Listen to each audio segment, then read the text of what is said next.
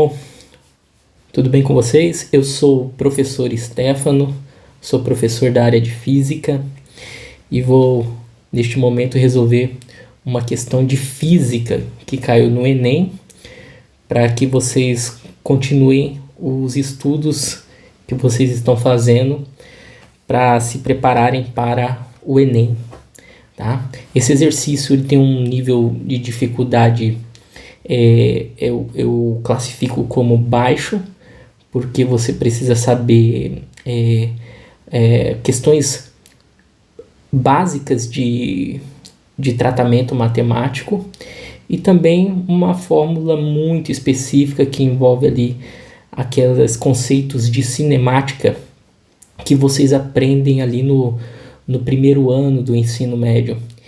E eu considero então que o nível é básico. Então o aluno que está um pouco mais preparado e tem estudado bastante para o Enem, ele não terá dificuldades em resolver uma questão como essa, tá? Então vamos à leitura dessa questão.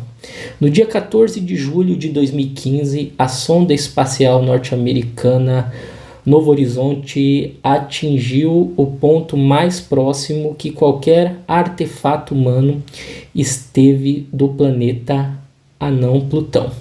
Neste instante, a distância da sonda à Terra era de aproximadamente 5 bilhões de quilômetros. As primeiras imagens de Plutão não chegaram à Terra instantaneamente quando enviadas através de um sinal de rádio, pois a velocidade da luz é 3 vezes 10 a oitava metros por segundo. Tá? Aí vem a fonte dessa informação e embaixo vem a questão.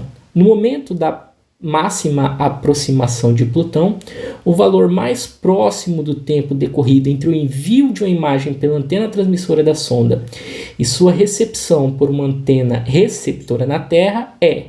Então ele quer saber quanto tempo levou para que essas imagens desse planeta anão Plutão chegassem até a Terra, levando em consideração, obviamente, que essa informação é enviada através de um sinal de rádio que tem como velocidade a própria velocidade da luz, que é 3 vezes 10 a oitava metros por segundo. Bom, então você vê aqui as alternativas.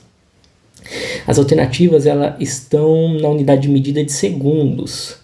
E a velocidade está em metros por segundo. E se nós repararmos a informação da distância, está em quilômetros.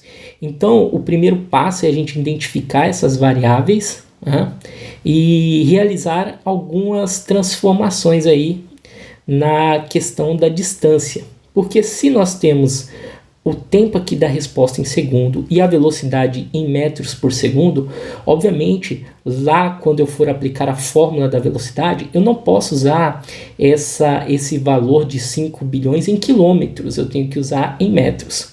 Vejamos como nós podemos fazer isso. Vamos ver aqui. Deixa eu colocar aqui no caderninho para a gente escrever agora. Vamos lá. Primeiro, nós temos ali que a velocidade, quando a gente aprende lá na cinemática, a velocidade é dada por ΔX sobre ΔT, certo? Então a gente tem aqui algumas informações. A gente tem a velocidade, que é 3 vezes 10 a oitava metros por segundo, que é a velocidade da luz. Nós temos um ΔX, que é 5 bilhões de quilômetros. Aqui vem uma coisa importante. Como é bilhões, eu vou escrever 5 vezes 10 a nona. Olha só que legal. E como está em quilômetros, eu vou escrever mais um 10 a terceira aqui. Professor, por que isso?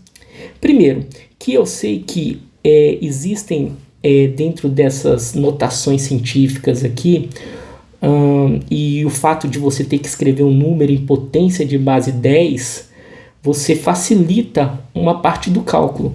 E também você não pode esquecer dos múltiplos, né? A gente aprende lá, por exemplo, que o quilo, vou escrever aqui com Q, mas depois eu vou colocar um K aqui, porque geralmente vem assim com K. Quilo é 10 a terceira. A gente vem também, só para recordar, a gente também escreve o mega, né, que o símbolo é um M maiúsculo, como 10 à sexta. E o giga, por exemplo, que é um G maiúsculo, a gente escreve 10 à nona, certo? Então a gente tem isso aqui, esse conjunto aqui, claro que tem outras potências aqui com a base 10, mas a gente chama isso aqui de múltiplos, né? Múltiplos. E a gente tem também os submúltiplos, só para recordar um pouquinho. Os submúltiplos, que aí seriam, por exemplo, a gente poderia ter o mili, que é o M minúsculo, que a potência é 10 a menos 3. A gente poderia ter o micro, que é o mi, que é uma letra grega, né? E significa 10 a menos 6. E a gente teria também o nano, por exemplo, que é o N minúsculo e 10 a menos 9. Tá? Esses são alguns múltiplos e submúltiplos que a gente trabalha quando a gente está escrevendo os números com essa notação aqui, ó, que é a potência de base 10. Tá? E por que isso é importante? Porque isso vai facilitar um pouco mais do nosso cálculo baseado em algumas propriedades que eu chamo de propriedades fundamentais, que envolvem cálculos de potência de base 10. Tá? Bom, primeiro, o exercício ele quer saber o tempo que essa informação chega até a Terra. Então, se você olhar para as variáveis, a variável que a gente não tem é o próprio ΔT. Então, nessa fórmula aqui, o que a gente precisa fazer é isolar essa variável, a ΔT. Então, o que a gente faz? A gente escreve aqui assim, ó, V igual a Δx sobre ΔT, certo? E aí, você isolando esse ΔT, ou evidenciando, explicitando essa variável, você chega que ΔT é igual ao Δx sobre V. É fácil, né? Se você observar bem, a gente faz uma multiplicação cruzada aqui e explicita a variável ΔT e a gente chega nessa formulação. Porque nessa formulação fica mais fácil de trabalhar e chegar ao resultado que a gente espera. Δx, se você recordar bem, a gente escreveu já em metro, aqui ó, em metro, porque a gente já fez as devidas transformações. Primeiro, 10 à nona significa o bilhão, né? E o 10 à terceira significa o K, como eu coloquei aqui, ó, o K é 10 à terceira. Então, eu já posso escrever aqui, no lugar do Δx, eu posso colocar 5 vezes 10 à nona, vezes 10 à terceira. E eu posso colocar que tudo isso está dividido por 3 vezes 10 à oitava. Tá? Deixa eu escrever melhor esse 8 aqui para vocês entenderem que é uma potência aqui. Tá? Então, eu vou ficar... Aqui eu vou pegar o 5 e dividir por 3. Vai ficar 5 sobre 3. Eu vou repetir a base 10. E nesse caso, eu vou somar os expoentes 9 e 3, porque aqui em cima eu tenho uma multiplicação, e quando a gente sabe que estamos multiplicando as potências de base 10, então a gente soma os expoentes. Então 9 mais 3 vai dar 12, e embaixo eu tenho só o 8. E quando eu estou dividindo essas potências de cima pela potência de baixo, então eu tenho um sinal negativo aqui, 12 menos 8. Então o meu tempo ele vai ser igual a 5 terços de 10 vezes 10 elevado à quarta, certo? Segundo, se você observar bem, lá nas respostas, se a gente voltar lá, você vai ter que ver, nós vamos observar que, deixa eu voltar aqui nas alternativas.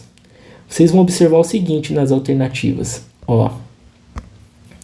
Deixa eu colocar aqui as alternativas. Só um minutinho. Aqui. As alternativas, você tem elas aqui, ó. Temos 10 à terceira, 10 à terceira, 10 à primeira, 10 à quarta e 10 à quarta. Temos duas alternativas aqui que tem a potência de base 10 elevada à quarta. Porém, isso não é suficiente ainda para responder a questão, porque a gente viu lá que é 5 terços. 5 dividido por 3, se você fizer esse cálculo, você vai perceber aí que a resposta de 5 dividido por 3 é uma dízima, né? Uma dízima periódica vai ficar 1,666 multiplicado por 10 elevado à quarta segundos, né? Então, essa dízima aqui você pode aproximá-la para 1,7 vezes 10 elevado à quarta segundos, sendo a nossa resposta, então, a alternativa, vamos olhar aqui, a alternativa D, tá bom? Alternativa D, 1,7 vezes 10 elevado à quarta segundos, tá? Essa, então, é a resposta correta. Então, observem que não era uma questão difícil, você teria que saber algumas propriedades aqui de potenciação, né? Potência de base 10 e saber fazer essa última divisão aqui, 5 sobre 3, saber que isso aqui ia dar um número que é uma dízima periódica, depois você teria que fazer uma aproximação, tá bom? Então, espero que vocês tenham gostado e até a próxima. Tchau, tchau.